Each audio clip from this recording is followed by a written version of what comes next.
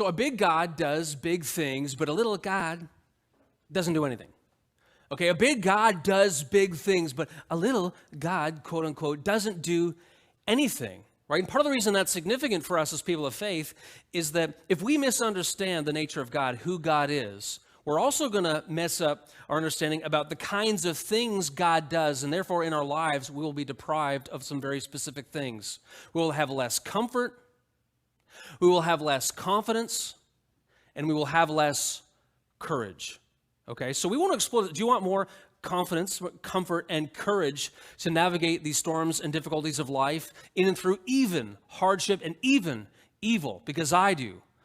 Well, this has to do with our understanding of God as a sovereign, powerful, big God that he is. Okay, so to explore this idea, we're going to go right into the story of Genesis, and I'm going to give some background before we get to some of the specific texts I'll be looking at.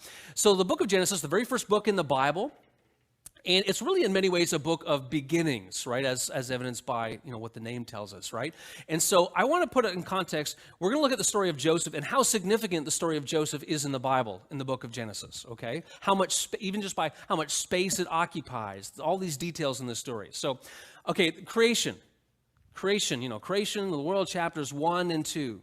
Sin entering the world and just, messing everything up, and sin and this, all this evil in the world, one chapter. The story of Joseph, the narrative takes up 14 chapters at the end of the book of Genesis, and there's so many things, so many layers going on. So just to help us set the scene a little bit, here's a bit of a description about Joseph and some of the significant things and the changes and evolutions we see in Joseph and what the story teaches us. In the words of Elie Wiesel, who is he's a Holocaust survivor, he's a Nobel winner, and really insightful guy. This is what he says about this story. Joseph is the tale of a series of metamorphoses. First, a family metamorphosis. A child falls victim to his own prerogatives. A social one, a poor immigrant becomes a huge success in his adopted country. A political one, a servant turns activist and changes the socio-economic policy of the land. A philosophical or artistic one. The slave turns into a prince, and finally a purely Jewish metamorphosis. A young refugee without friends or connections builds himself an astounding political career, culminating with his ascension to the post of chief royal advisor. It's from his book, Messengers of God. Okay, so here's a bit of a summary, okay? So we really need to kind of get a bit of the grand scope of the story. So I'm going to summarize some of the key elements, and keep in mind that I'm condensing parts, okay? So really you need to go back more to his father, Jacob. Okay, so Jacob had several different wives. Polygamy is something that happens in the Old Testament. It's never held up as an example, and quite often when it happens, things are so messed up. You just see all the trauma that happens because of that. So, okay, so his dad, Jacob, wanted to marry this woman, Rachel, but actually first marries her sister, has to work 7 years and marries her sister, Leah. He was kind of tricked into it. I told you this is a seriously messed up family. You think your own families are messed up in various ways? No, you haven't seen nothing yet. Okay, so he works 7 more years for the right to marry her sister, Rachel. Okay, they finally marry, but at first she can't have kids. And so here's what happens. So Leah, his first wife, gives birth to 6 sons and a daughter. Then Rachel, because she can't have children, she wants still to be able to raise children that come from her. And so she gives her servant, Bilhah, to her husband to make love to her to have children. And so she has 2 sons. And then Leah, remember the first wife, well, she gives her husband, her servant, so that she can also have children. So Zilpah also has 2 children, 2 sons. After all of this, Rachel, his true love, gives birth to a son, Joseph, and that's the situation that he is born into, okay? So in chapter 37, verse 2, we learn that Joseph, who is now 17 years old, okay, so he's a young man, he's speaking poorly of his brothers, and we also learn in the next verse that his dad favored Joseph. Shows favoritism. Do you want to like mess up things in a family? You start to show favoritism to one child. And this isn't even just something that's in Jacob's heart. We start to learn it because of his actions. And so what does the text tell us? He loved Joseph more than any of his other sons. Verse 3, he was given an ornate robe to show he was favored. To show he was favored, okay? The King James Version translates this coat, this ornate coat that he's given him, as the coat of many colors. So this is where this comes from. It's hard to translate this word in Hebrew. We know it's an ornate robe, probably with long sleeves. But think of that. It's something visually that you can see that show he's the favorite one. Here's the modern equivalent. Say there's a bunch of kids in a family. And out of the nowhere, everyone suspects that this one is the favorite one, but all of a sudden this one, it's not Easter, it's not a birthday, it's not Christmas, it's not graduation. One child is given a Beamer. Here's a BMW. It's got the heated seats, it's got all the trinkets. There you go. How do you think that's going to go? Not very well. Okay. So, guess what? In the next verse, we're told that his brothers hate him. Not only that, in verses 5 to 11 in chapter 37, Joseph has a series of dreams, which he goes and tells to his family and his brothers that they will one day bow down to him. And he's the youngest. Like, you're not helping yourself here. Verse 11, the brothers are jealous of him, and in fact, they hate him. Okay, so here's how the story evolves. One day, his brothers are out in a field, and they're grazing their brothers' flocks, right? And Joseph is sent to check on them, and they plot to kill him. So they're jealous, they hate him, this is going to turn to violence, they plot to kill him. And they want to throw him into a pit to die and pretend that a wild animal has eaten him. Great family. Great, lovable family story here, okay? So Reuben, who's one of the brothers, he doesn't want them to shed his blood like this, and so he's trying to convince them otherwise. But anyway, in some moment when he's not looking, one of the brothers, Judah, sees some traveling Midianites and says, let's sell the guy. We can at least get some money for him. And so these Midianites, also called Ishmaelites, are coming along, and they sell their flesh and blood brother for 20 shekels of silver. Think of that. Think of selling a human to strangers, the amount of sin and violence and harm that would do. That's what they decide to do. Reuben comes back, can't believe what has happened, and so they got to tell something to Jacob, and so they take this ornate robe, which is a sign of his favoritism. They dip it in goat's blood, and they take it back to their father. The father concludes, yeah, surely he must have been killed by wild animals. Remember, this is before DNA testing, right? And he is so incredibly sad. He refuses to be comforted and weeps. Meanwhile, in Egypt, okay, Joseph, he's down in Egypt. He eventually finds himself as a servant of a person named Potiphar. And Potiphar is a high Egyptian official. By this time, the text tells us that Joseph is actually very successful. He's good at what he does, and he's handsome. But Potiphar's wife starts to like him, and she wants to make love with him, and she asked him to do this, and Joseph actually turns her down, and this is what he says. He says, how then, and this is chapter 39, verse 9, how then could I do such a wicked thing and sin against God? So from this we learn that he is a devout person. He wants to honor God with his life and what he does, right? Because any sexual sin, any other sin, regardless of what happens to other people, it's first and foremost an offense against God. Joseph knows this. Well, that doesn't sit very well with her. She's used to getting her way. She tells her husband Potiphar, he believes her that she actually did try to attack her, even though Joseph did not. He goes into a prison. While he's in prison, we learn that he has the ability to interpret dreams. God has given him that ability. Eventually, and I'm condensing, eventually he helps the most powerful man in the land, Pharaoh himself, interpret some dreams that have been causing him consternation.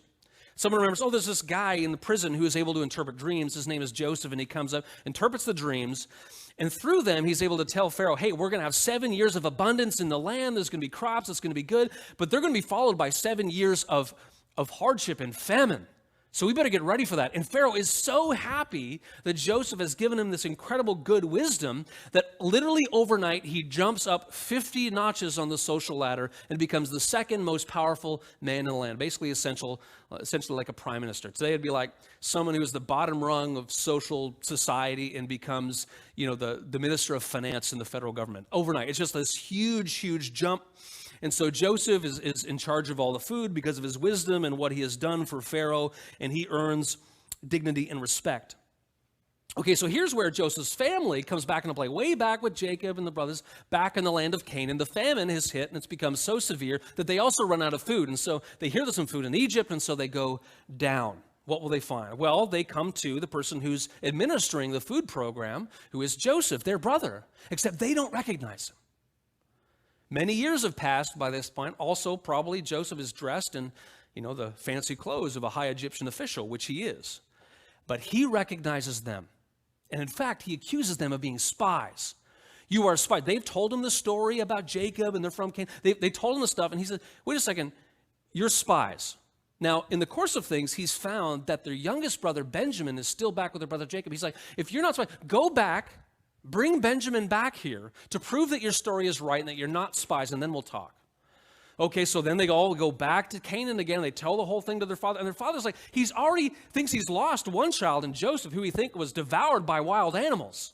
He's already thinks that's already happened. And now it's like, you want to take Benjamin down, but what are they going to do? Like, they're hungry. And so they all go down to see him a second time. And Joseph, when they get there, Joseph creates this great feast for them. It's wonderful. But when Joseph sees his brother Benjamin there, he's just overcome, and he leaves the room. He's so emotional. He can't contain himself. Has this moment, collects himself, goes back in the room. They have the feast. The next day, they're all loaded up with the food. Things are good. Remember, I'm condensing here. They got their food up in the sacks here. But Joseph has this plan. He goes to one of his officials and says, I want you to do something. I want you to take this silver cup, and I want you to put it in the sack of Benjamin. Benjamin's the youngest, right? Put it in the sack. Don't tell them, right? And after they go, then come upon them, right up behind them, and say that, this cup is missing, right? And see what happens. So anyway, that's what happens. The cup goes in the sack. They're off on their way. And the servant comes up behind them, explains what's going on. The silver cup is going on. They are so convinced of their innocence because as far as they know, they haven't done anything wrong. They say, listen, if you find the cup in anyone's bag, that person can be put to death and the rest of us will be slaves. So convinced are they of their own innocence, they don't know that Joseph has done this. And so this search ensues, and of course they find the silver cup, lo and behold, and it's in Benjamin's sack. Oh no, remember that way back in Canaan, Jacob said that if anything happens to Benjamin, he will die of sadness. And so literally they tear their clothes. They can't believe what's going on. They go back to Joseph in Egypt yet again. They go back and they explain what's going on. And Joseph says, okay, you don't need to die, and the rest of you don't need to be slaves. You can be free. However, this one, I'll keep this one. I'll keep Benjamin to be my servant.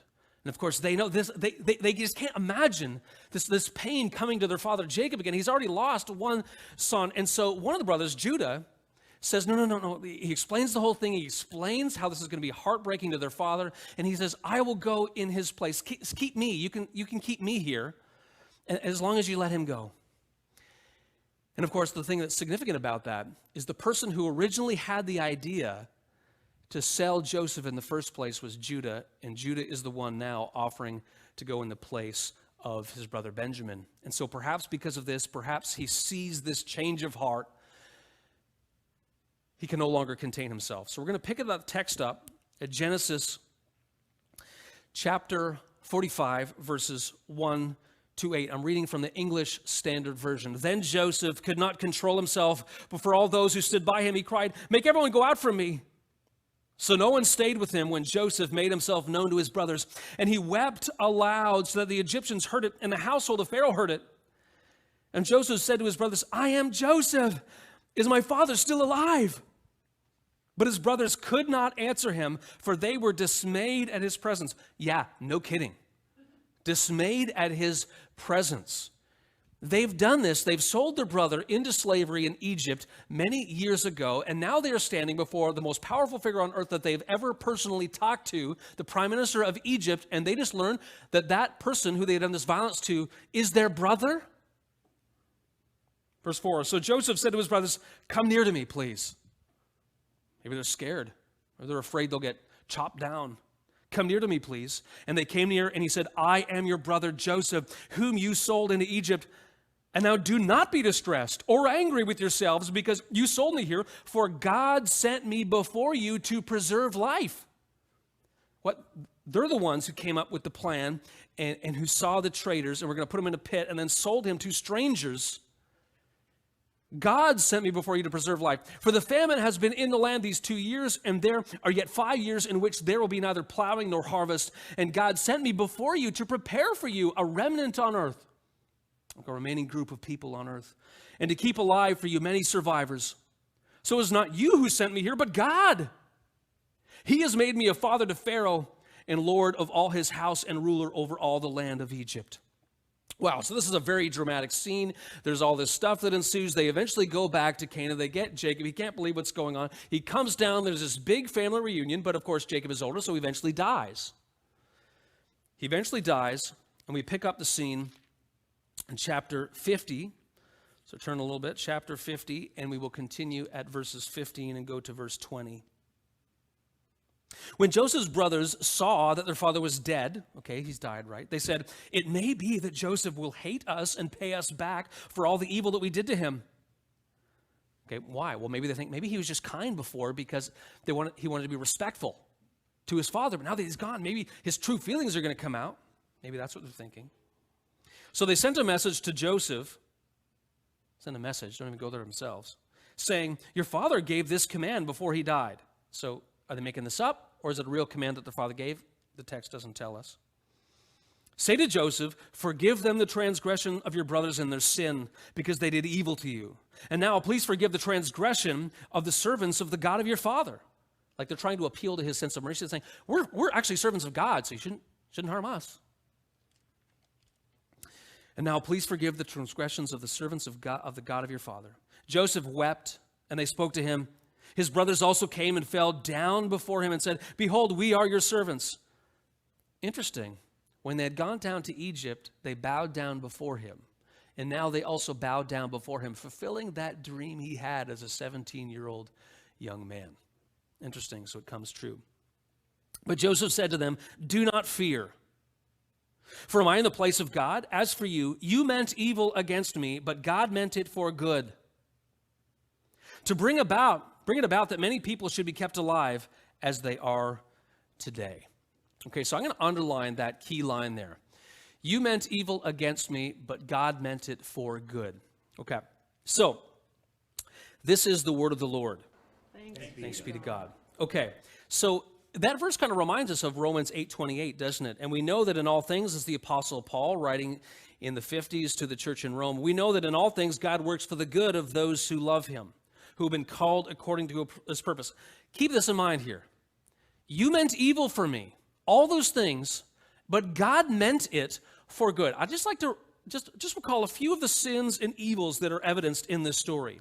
The sin of favoritism, the sin of hate, the sin of jealousy, the sin of deception, the sin of betrayal, the sin of violence, false imprisonment. Evil happened to him, but God meant it for good. And this is what I'm really driving at here. It's this. It's that our God brings good out of evil. Our God, the God that we worship or claim to worship, brings good out of evil. There's a church father named Ignatius, and this is what he says. This saying has been passed down, and I love it. God uses crooked sticks to draw straight lines. God uses crooked sticks to draw straight lines, things that are messed up and broken, even the presence of evil, to accomplish his creative and artistic purposes in the world. And so, of course, I'm not applying this not only to Joseph, but to our lives as well. God brings good out of the evil of our lives. Let's get personal. Think of our lives. And maybe as you think this is the thing. This is a big God who does this, not some little God. This is a big, sovereign, almighty God who has the power and ability to do these things, okay? And maybe you're thinking, okay, you know what? Maybe I've had some difficult things in my life. Sure. But Joseph still had all that good stuff happen to him, right? Well, if you're one of those people, I don't know if you are, but maybe you are, I'm going to put to you a higher case. Jesus. Okay, I think we can see this evidence. There's actually a lot of similarities between the Joseph story and the Jesus narrative as we find it in the Bible, right? So, 12 tribes of Israel, 12 disciples of Jesus. Joseph betrayed by his brothers, Jesus betrayed by his brothers. Joseph sold for 20 pieces of silver, Jesus betrayed for 30 pieces of silver. Joseph goes through all this stuff to bring about the physical survival of many people through a famine. Jesus, mocked, spat upon, tortured, crucified. He just takes on so much human evil upon himself, but God is even able to use this to bring about the redemption and salvation of everyone in human history who puts their faith and hope in him. Jesus. Our God brings good out of evil. So here's what I want us to do, 3 steps.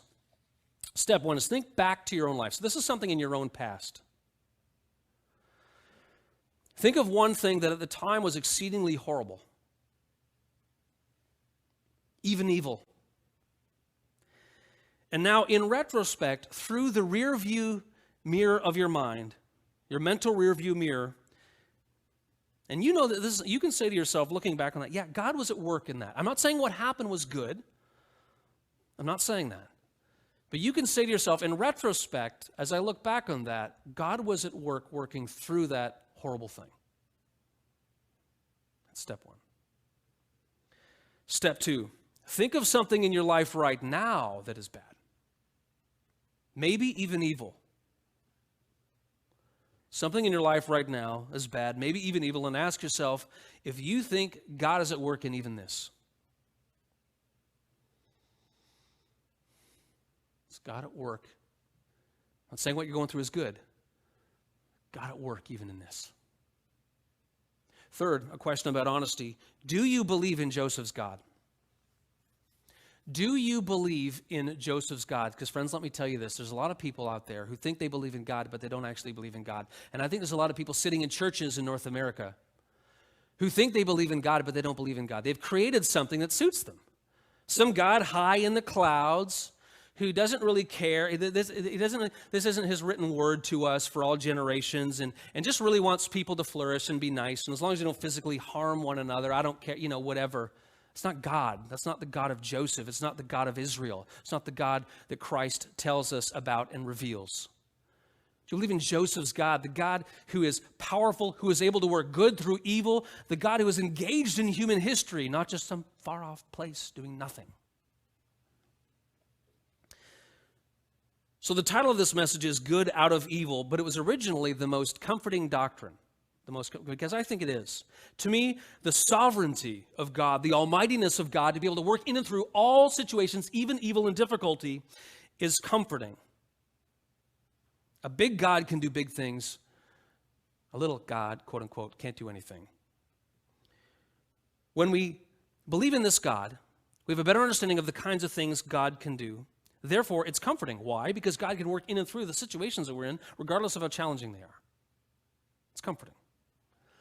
2, it gives us confidence. Why? Because that God is with us, actually with us. 3, it gives us courage because we are walking boldly into a future where that God is already there. In a message called Sovereignty in the Midst of Suffering, Harold Kim tells a story about his friend. He had to bury his wife from an illness when she was 40. And so Daniel Chong said goodbye to his lovely wife, Maria, and at the eulogy, he spoke at her eulogy. And he said that, when people are younger, late 30s, early 40s like us, quite often when they go to the hospital, quite often those visits are for good things. Challenging, sure, but good, checkups and the birth of a baby, those sorts of things. But for them, every trip to the hospital was a painful, stressful thing because she had stage 4 breast cancer. And, sometimes it would be 1 step forward, then 2 steps back, and they were praying for a miracle, and things just weren't progressing in the way that they wanted them to go or hoped that they would go. And Marie was getting more and more sick, and one day at home after getting back from the hospital, she just collapsed into the arms of Daniel and said, Daniel, I can't take this anymore. There's no way that God could love me to put me through this. I can't take it anymore. There's no way that God could love me to put me through this. And there was a few minutes of silence, and reflecting back on it, Daniel says that he thinks that just the Holy Spirit of God just came with his comfort and his wisdom and his counsel and descended upon his wife at that moment. Because after a few moments of silence, she says, "What? No, but that can't be true. Because Jesus died for me. That can't be true because Jesus died for me." Friends, that is powerful gospel truth rooted in an awareness of the love and sovereignty of God, able to work in and through even the most horrific of experiences. Joseph said, "You meant evil against me, but God meant it for good." My friends, the sovereignty of God is the most comforting doctrine, bringing good even out of evil. And so believe in Joseph's God and walk boldly with comfort, with confidence, and with courage. Amen.